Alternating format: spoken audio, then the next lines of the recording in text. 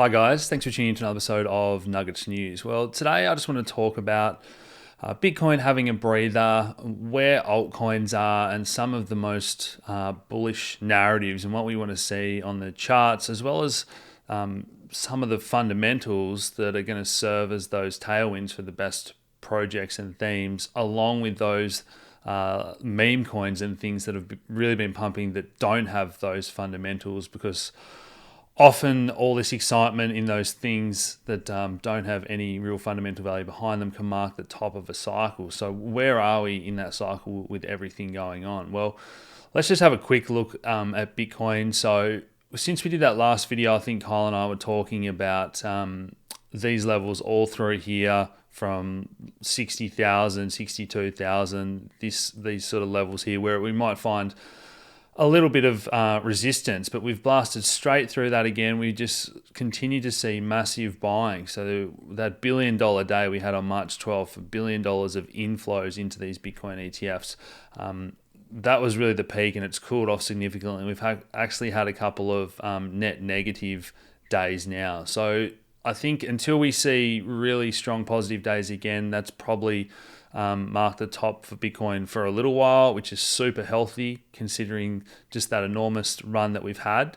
Kyle and the traders have obviously nailed this bounce, and Kyle's been posting a lot on all his socials if you follow him and you want to get involved shorter term. So we have had a strong bounce from there. The next level down that we want to watch if this doesn't hold, but so far this has been a really positive buying. The wick that's come in here on this weekly, this looks really great. Next level down could be 52,000 here. So either way, I think what's really healthy for the market now is that we have some sort of sideways action. So whether it chops down to here, and again, I think you'd see really strong buying coming in, and you're not going to get too much time to accumulate down there. This is more for the shorter term traders. But I think any sort of range that we find ourselves in here is what we've come to expect and what will be really healthy for the market short to medium term. But let's have a little talk about and look at some of the alts now. Ethereum's had a really big run. Again, a bit of a pullback recently. We saw a bit of FUD overnight. I'm going to talk about that. But it's what I mentioned in the last video was these ratios that we want to look at on the higher time frames.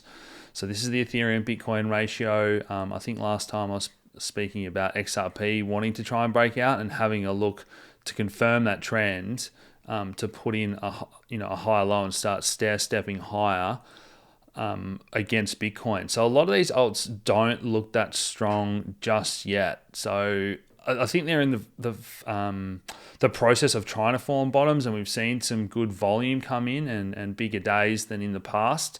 But for the time being, it's still not really a clear-cut signal that alts are about to outperform. But I think once Bitcoin has its retrace, and we know that we can put in that bottom that I spoke about, and then we have that first step up. So I think we are going to form a tighter range. But once Bitcoin puts in that bottom and trends higher, and we know that it's in a range, that's when I think alts are really going to run hard. So something to look forward to there. But let's have a look at a few of these, I guess, best performing alts, fundamental drivers, and so on. So this is just the past week. A few projects that we've done a fair bit of research on. Stacks up 1,000% this cycle since we were talking about it a lot. Michael's very bullish on Avalanche in all our videos, but a few others you might not have heard of. So Python Network and Jupiter. These are ones that Michael covered way back in November and January. Python Next, Chainlink, and Jupiter, a Solana exchange and perps trading platform.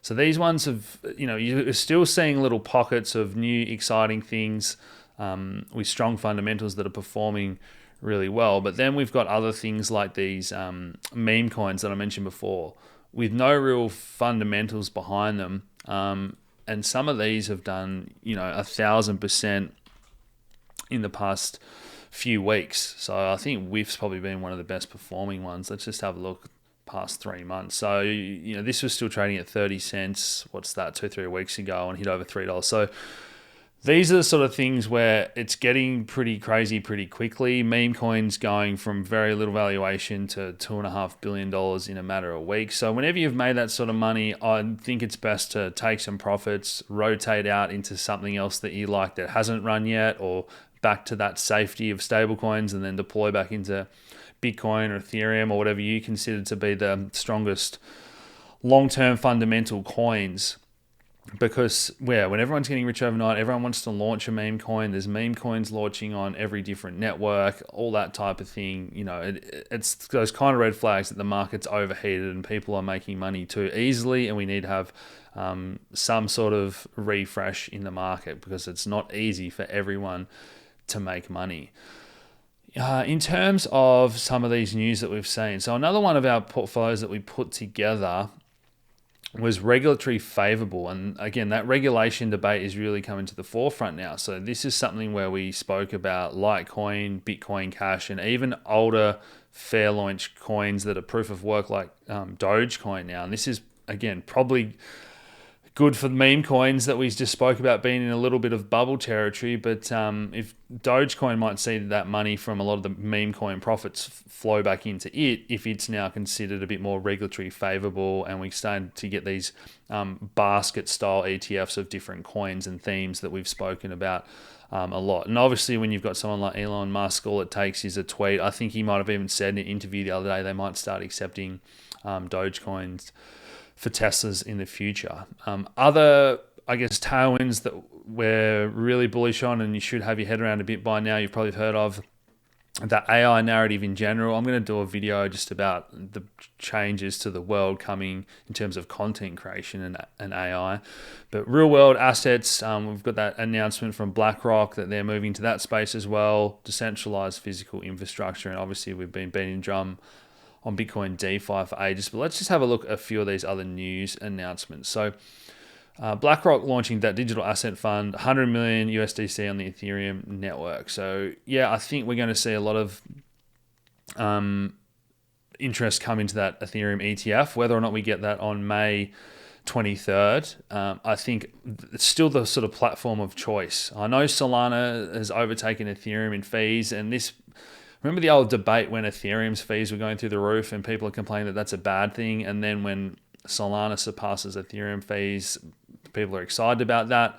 I think the whole point with that debate is, though, that since the latest Ethereum upgrade, the fees on all the ETH layer 2s have dropped below that of Solana. So just like Bitcoin's expensive to use as a base chain, all these layer 2s are going to make it easier.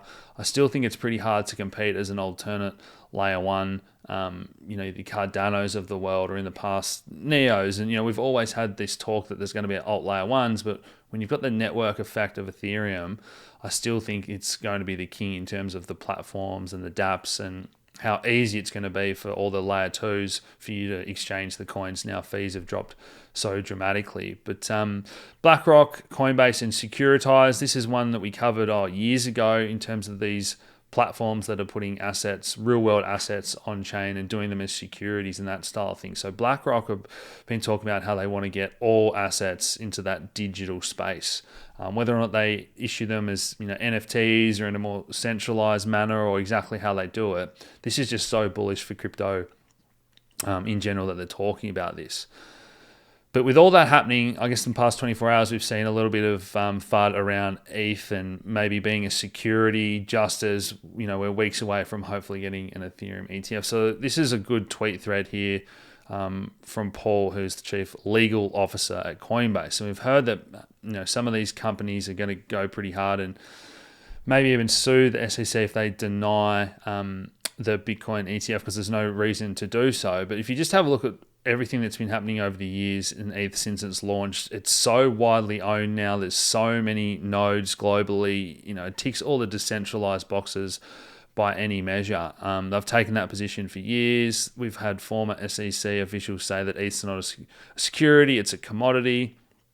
Gary Gensler himself testified before Congress. So, the list just goes on about why ETH is regulatory favorable and has passed all the I guess, necessary stepping stones to pave the way to finally get this ETF. So it's kind of funny that last minute here, it's been panic stations, and maybe because of how successful the Bitcoin ETF launch has been, maybe, the SEC trying to fight this because they think, well, if we get an ETH ETF, then it paves the way for XRP or Bitcoin Cash, Litecoin, Dogecoin, and then the altcoin top 10. There's been so much money. I think there's actually almost worry that it's going to start to stress the financial system, and so much money being drained out of other investment accounts and banks and whatnot going in to crypto for this super cycle. So again, this is all really exciting to see, but just a few things I wanted you to be aware of, because whenever we do, as we're carving out this bottom, put it in, I think,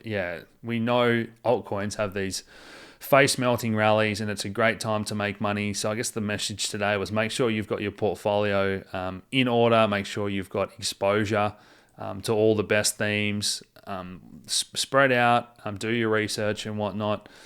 Because, we're getting into that mid stage of the cycle where the most money is being made, and Bitcoin's been leading the way lately, but we know that rotation into alts and the best project is where you get the highest return. So, look, well done to those that have played the market well so far and been following us since we absolutely nailed that bottom. For those of you that are members of the website, or even just watching our videos, we clearly said I don't think you're going to get another chance to buy Ethereum under $1,000 here, and here we are, a year or so later at over $4,000, just getting into the cycle. So guys, if you want more of all our research and analysis, head over to nuggetsnews.com.au. Otherwise, hit that subscribe button, hit the like button, share these videos around, and I'll talk to you again soon. Cheers.